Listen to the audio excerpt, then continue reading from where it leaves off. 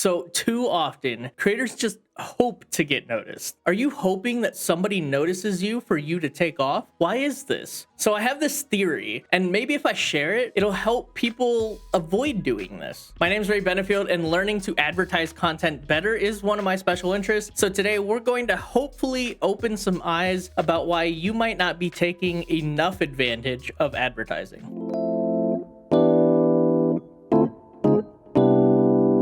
One of the games that I feel like I did pretty well with advertising is a game that I call Risk. It was my first time taking Fortnite's matchmaking system and using it to observe thousands of players experiencing my game. Risk is a territory control game where you unlock territories to unlock more adjacent territories. Players are incentivized to work as a team and slowly build up to an epic confrontation. The first team to a majority control of the territories win. Prior to Risk getting featured in Fortnite, I grabbed and found my own players to play this game in order to make sure that it fit the market that I needed to. This series is inspired by a book called Thank You Economy, which I'm hoping I'll put a graphic up here. Thank You Economy explores the history of businesses and how they went from being personal to ignoring the customer and then back to being personal again. And it got me thinking. Games are not a new concept. We have outdoor games, we have board games, we have card games. And how did those games get popular? They started out by going out and sharing it with friends and playing with others and talking to people. I'm fairly comfortable in saying that most of us didn't live through those days, but it's really interesting because those games grew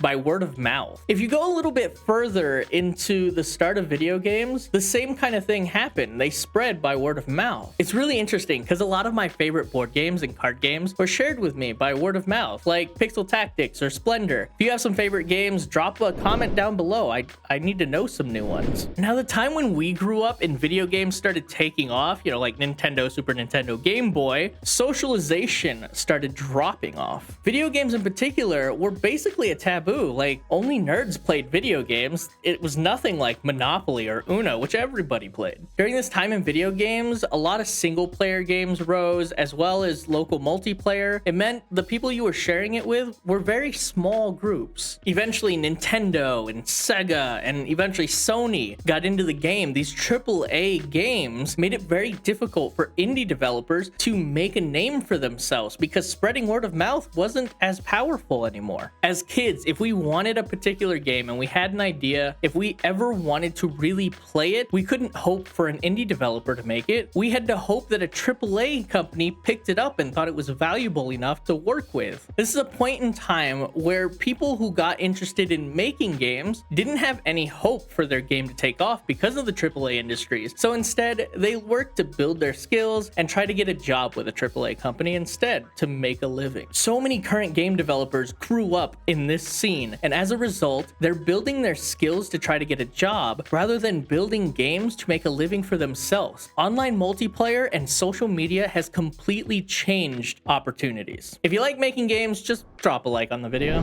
Social media like MySpace and Facebook and Twitter and Instagram, these things made virtual advertising a thing. But creators still have outdated expectations. The ones that you see now that are taking advantage of word of mouth, they're doing fine. But there's such a huge amount of people, probably some people watching this, that aren't taking advantage of word of mouth. I see this all the time. The skills that you're building in Fortnite or Halo or Game Maker or Scratch or Dreams, these skills are super valuable. Game design skills can be practiced in any engine. Just because you're not building in Unreal or Unity or you don't know how to code doesn't mean your work's not good enough. On top of this, when somebody starts learning game development, they keep it to themselves and they keep it hidden until it's high enough quality to share with people. But we don't do this with sports. We just play football. We just play soccer. Doesn't matter if we're learning, we just do it. Social media is a huge opportunity to connect with actual players. So learn and share what you're learning at the same time with the intent to play with other people. Whatever you're building, it could be super simple. You have friends that probably aren't doing it, so share it with them. A lot of today's creators are just hoping to be seen, and when they're learning, they're not sharing what they're learning because they're scared that the quality's not that high. There's an entire market around sharing learning in game development, and it's huge, and most people don't realize this. Why give power to other people? You can learn and share what you're learning and inspire inspire other people, even if it's just a marble game. Then use whoever's inspired by you and have them help you grow like any game that you create. If you're not advertising, you might as well be invisible. And we're going to talk about invisibility in the next video. And then you can check out the previous videos, which includes the last one, where we talk about being seen by being a champion.